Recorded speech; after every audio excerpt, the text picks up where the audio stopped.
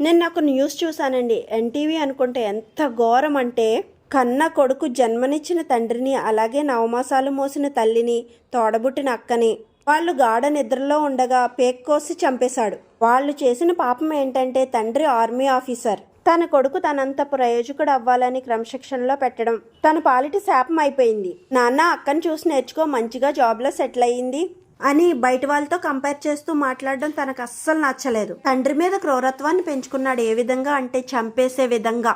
ఎలాగైనా చంపేయాలని నిద్రపోతున్నప్పుడు ముగ్గురిని పేక్ కోసి చంపేశాడు. ఇలాంటి సంఘటనలు చూస్తుంటే మానవత్వం ఎక్కడికి పోతుందో, బంధాలు ఏమైపోతున్నాయో తల్లిదండ్రులు వాళ్ళకి అర్థమయ్యే విధంగా నచ్చజెప్పాలి. ఎదురింటోళ్ళని చూసి నేర్చుకో, పక్కింటోళ్ళని చూసి నేర్చుకో అనే కంపారిజన్ ఏమాత్రం కరెక్ట్ కాదు. ఏం చెప్పినా మన ఇంట్లో మంచిగా చెప్పడానికే ట్రై చేయాలి. చీటికి మాటికి చిరాకు పడకుండా 1-2 సార్లు నచ్చజెప్పడానికి ట్రై చేస్తే వాళ్ళు ఖచ్చితంగా దారిలోకి వస్తారు.